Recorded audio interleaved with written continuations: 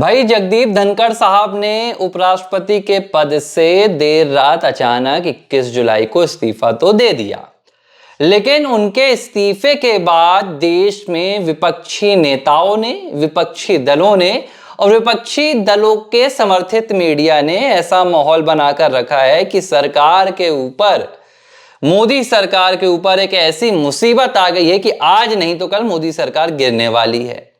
प्रधानमंत्री नरेंद्र मोदी की कुर्सी जाने वाली है और राहुल गांधी की ताजपोशी की लगभग तैयारियां चल रही हैं।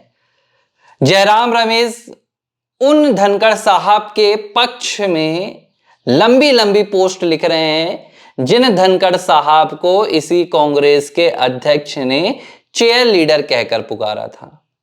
वो दिन धनखड़ साहब अभी भूले नहीं होंगे, लेकिन शायद कांग्रेस भूल गई है। पूरे देश में ऐसा माहौल बना दिया गया है, बड़ी बड़ी आप देखिए कि यूट्यूब में एक विशेष तबके से हेडलाइन निकल कर आ रही हैं, सुर्खियां निकल कर आ रही हैं, यही है मोदी के अंत की शुरुआत, ये तो सिर्फ ट्रेलर था, धमाका असली बाकी है, 75 का वक्त आएगा, मोदी भी जाएंगे, मोहन भागवत भी जाएंगे, धनखड़ से नाराज थे मोदी, मोदी से नाराज थे धनखड़, एक एक सी कहानियां रची जा रही है। 21 जुलाई को रात 9 बजे तक जगदीप धनखड़ की जिंदगी में क्या चल रहा है, जगदीप धनखड़ क्या करने वाले हैं, जिसको इसकी भनक भी नहीं थी, अब वो जगदीप धनखड़ को लेकर ऐसी ऐसी कहानियां सूत्रों के हवाले से दे रहे हैं जिसे सुनकर हर कोई हैरान है। जगदीप धनखड़ ने इस्तीफा दिया है 21 जुलाई को रात को 9 बजे, 8:59 तक पूरे देश में ना तो किसी मीडिया कर्मी ने, ना पूरे देश के किसी सूत्र ने, ना किसी पार्टी के नेता ने जगदीप धनखड़ को लेकर एक शब्द भी ऐसा कहा हो कि भाई उनका इस्तीफा आ सकता है, या उनकी सरकार के साथ नहीं बन रही है, या प्रधानमंत्री नरेंद्र मोदी से उनकी नाराजगी है, कहीं आपको सुनने नहीं मिला।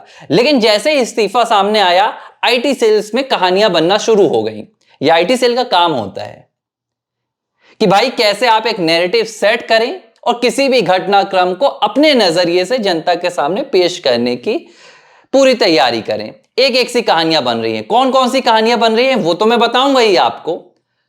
21 जुलाई को रात को 21 जुलाई के दिन, मानसून सत्र के पहले दिन 1 बजे से 4 बजे के बीच क्या हुआ, जेपी नड्डा किरण रिजिजू ने क्या मुलाकात की, ये बातें निकलकर सामने आ रही हैं। यहां तक तो ठीक था, जगदीप धनखड़ साहब को अपनी सुरक्षा बढ़वानी थी, ये भी बातें निकलकर सामने आ रही हैं। पीएम मोदी से नाराजगी, यशवंत वर्मा का केस, जस्टिस शेखर यादव का मामला, 23 जुलाई को जो कार्यक्रम उनका होने वाला था जगदीप धनखड़ साहब का, उसकी चर्चाओं में ऐसी ऐसी कहानियां बुंदी गई। लेकिन इन तमाम कहानियों का सार क्या निकाला जा रहा है, एक ही है। सार यह है कि भाई जगदीप धनखड़ साहब की भारतीय जनता पार्टी से नाराजगी चल रही थी। यह पूरा नैरेटिव सेट किया जा रहा है। अब ये नैरेटिव सेट कर क्या बताया जा रहा है, बताया यह जा रहा है कि कुछ ऐसे कामकाज थे, चाहे वो राज्यसभा के हों या उपराष्ट्रपति के लिहाज से दिए गए वक्तव्यों के हों, उनमें यह बताया जा रहा है कि भाई नरेंद्र मोदी सरकार उपराष्ट्रपति को मजबूर कर रही थी कि वो उनके द्वारा दी गई लाइनों से बाहर ना जाएं, यानी कि जो सरकार की लाइन है उसे क्रॉस ना करें, और जगदीप धनखड़ साहब बार बार ये कर रहे थे। बताए जाने की कोशिश ये है कि कहीं ना कहीं जो संवैधानिक पद है उपराष्ट्रपति का, उस पर सरकार दबाव बना रही थी, और संवैधानिक पदों के जो अधिकार है उनका कहीं ना कहीं अपने राजनीतिक फायदे के लिए इस्तेमाल करने की कोशिश कर रही थी।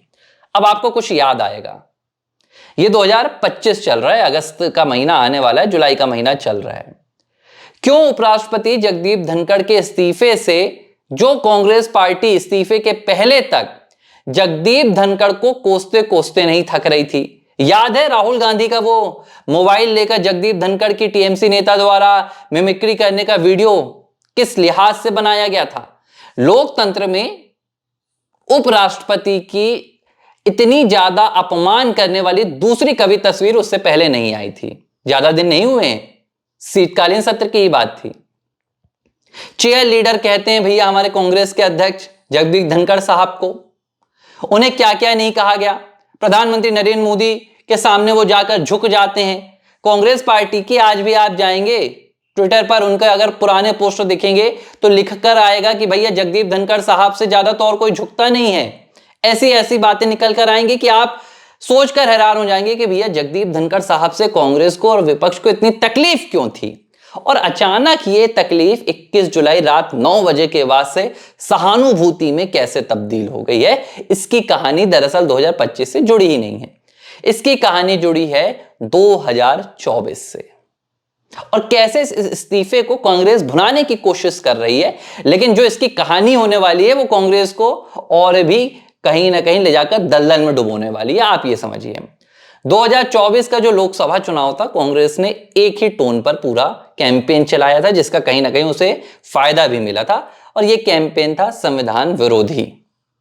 कांग्रेस पार्टी के तमाम नेता अपने हाथ में वो लाल संविधान की अंदर से खाली किताब लेकर जाते थे और हर जगह बताते थे कि अगर बीजेपी 400 पार आती है। देखिए, एक कहीं ना कहीं बीजेपी की भी गलती हो गई थी 24 में, जो उन्होंने अब की बार 400 पार का एक नारा दिया था। ये बहुत ओवर कॉन्फिडेंट नारा था, जो कहीं ना कहीं जनता के मन में यह भाव लेकर आया कि बीजेपी की जीत तो ऑलरेडी तय है।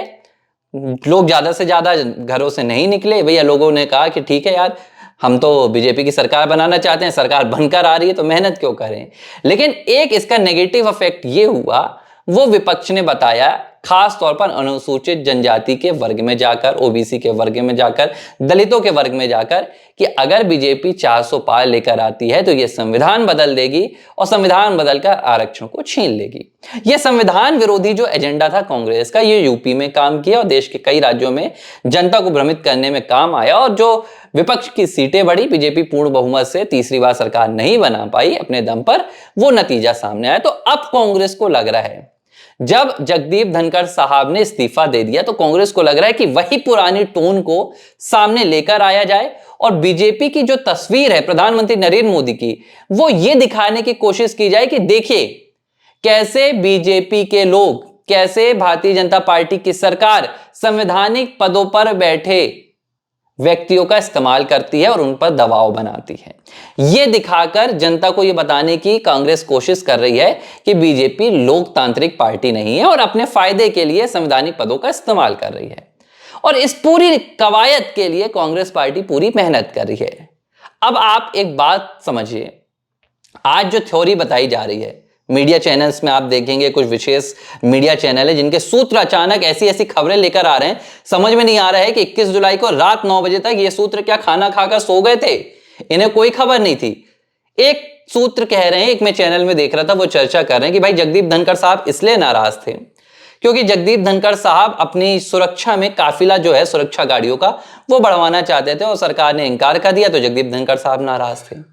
एक चर्चा में सुन रहा था जिसमें कह दिया गया कि भैया जगदीप धनखड़ साहब अपने अंदाज में स्पीचेस देना चाहते थे, अपनी छवि को मजबूत करना चाहते थे और सरकार को कहीं ना कहीं उनकी स्पीचेस से, उनके भाषणों से नुकसान हो सकता था, इसे लेकर सरकार उनसे नाराज थी। ये तमाम बातें चल ही रही थी। अब एक बात निकल कर आ गई 21 जुलाई की।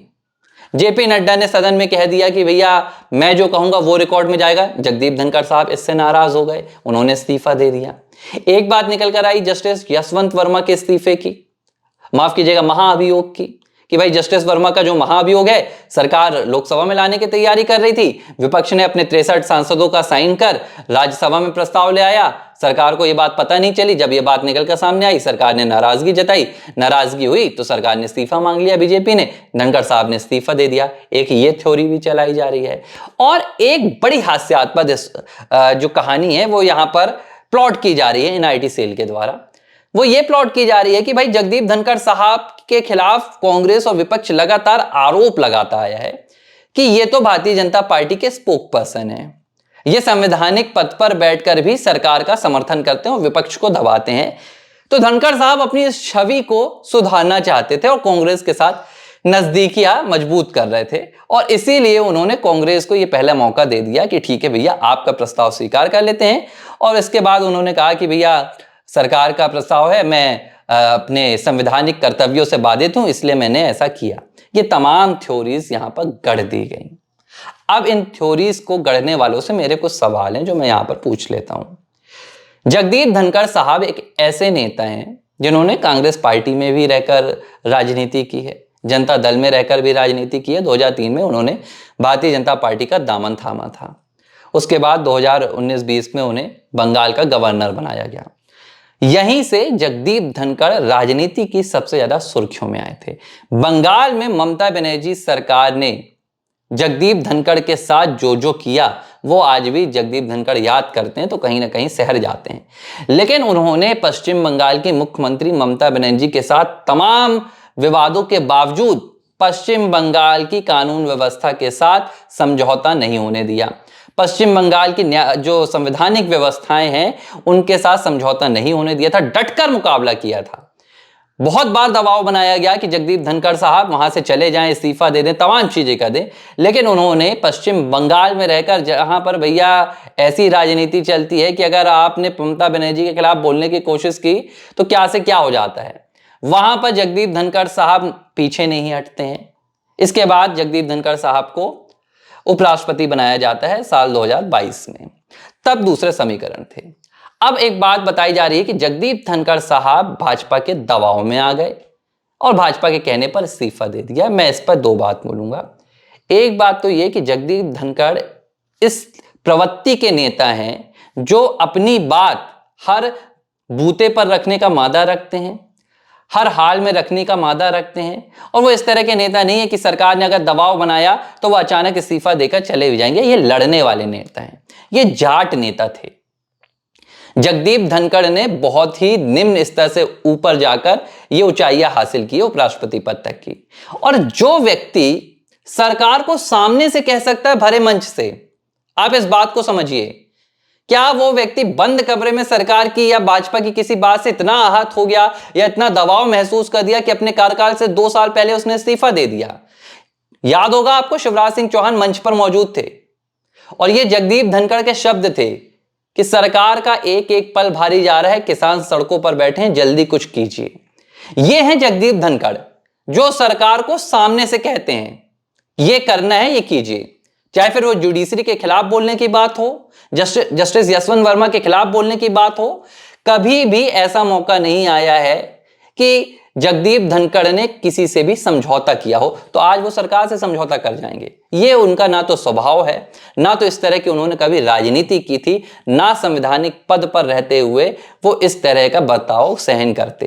ये पूरी थ्योरीज हैं जो रची गई हैं, और जो रचने का सबसे बड़ा जो कारण है वो यही है कि भाई कांग्रेस के पास फिलहाल कोई मुद्दे नहीं है। सत्र चल रहा है मानसून का, आप ऑपरेशन सिंदूर में घेरने की कोशिश कर रहे हैं, आप पहलगाम पर घेरने की कोशिश कर रहे हैं, एसआईआर पर घेरने की कोशिश कर रहे हैं। एक सवाल है, जनता के मुद्दे विपक्ष के पास आज कहां है? प्रधानमंत्री नरेंद्र मोदी तीसरी बार प्रधानमंत्री की कुर्सी पर बैठे, एनडीए की तीसरी सरकार है, 1 साल हो चुका है, आज भी आपके पास सरकार के खिलाफ बोलने के लिए सदन में कुछ नहीं है। भाई ऑपरेशन सिंदूर जिसका बोलवाला पूरी दुनिया में है, भारत की सेना का, उसके खिलाफ आप सदन में माहौल गर्म कर रहे हैं, सदन का माहौल बिगाड़ रहे हैं। आपके पास कुछ नहीं था तो आपको यह इस्तीफा मिल गया। इस्तीफे में जो शब्द जगदीप धनखड़ साहब के हैं उनके स्वास्थ्य को लेकर, वही उनके इस्तीफे की एकमात्र असली वजह है। इसके अलावा तमाम जो कहानियां रची जा रही हैं वो राजनीतिक एंगल को बनाने के लिए रची जा रही हैं। और अब एक बात आप ये भी समझिए कि जगदीप धनखड़ साहब के इस्तीफे से असली फायदा किसको होगा अगर राजनीतिक एंगल से देखा जाए तो? भाई भारतीय जनता पार्टी ने 2022 में जब जगदीप धनखड़ साहब का नाम आगे बढ़ाया था तब देश की राजनीतिक स्थिति कुछ और थी, देश का सियासी माहौल कुछ और था। तब जगदीप धनखड़ निकल कर आए थे उपराष्ट्रपति के तौर पर। तब उस राजस्थान में चुनाव होने थे, जाट चेहरे थे, राजस्थान के परिवेश से आते हैं। 2024 में देश में लोकसभा का चुनाव था, किसानों का तमाम मुद्दा चल रहा था, माहौल चल रहा था, तब भारतीय जनता पार्टी ने उनका नाम आगे बढ़ाया था और 2027 तक के लिए वो तय थे। अब स्वास्थ्य के लिहाज से जगदीप धनखड़ साहब का इस्तीफा नहीं आता तो इसमें कोई परिवर्तन नहीं होता। जाहिर सी बात है, भारतीय जनता पार्टी बीच में इस्तीफा तो नहीं मांगती कि अब हमें एक नया राजनीतिक दांव खेलना है, लेकिन चूंकि अब इस्तीफा आ गया, चाहे वो स्वास्थ्य के कारण से हो या किसी और से, तो इससे फायदा विपक्ष को क्या होगा?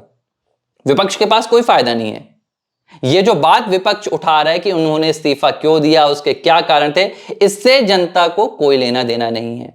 ये जनता के मुद्दे ही नहीं है, ना तो इन थ्योरीज में कोई दम है कि जनता इन पर भरोसा करे। कांग्रेस पार्टी कितनी लोकतांत्रिक है, ये बात कोई अगर पूछना चाहता है तो उनके अध्यक्ष से पूछ ले। या उनकी पार्टी के किसी नेता से पूछ ले, वो बता देगा खुद ही कि भाई वो क्या अंदर झेलता है। किसी मुख्यमंत्री से पूछ ले, सिद्धारमैया से पूछ ले, जो राहुल गांधी से अपॉइंटमेंट लेने पहुंचे थे लेकिन उनको अपॉइंटमेंट नहीं मिल पाया। तो फायदा अगर देखा जाए राजनीतिक दृष्टि से तो भाजपा को ही होना है। अगर भारतीय जनता पार्टी साधना चाहे तो अब जो नया उपराष्ट्रपति का चयन होगा उसे वर्तमान के राजनीतिक हालातों के अनुसार कहीं ना कहीं साधने की कोशिश की जा सकती है।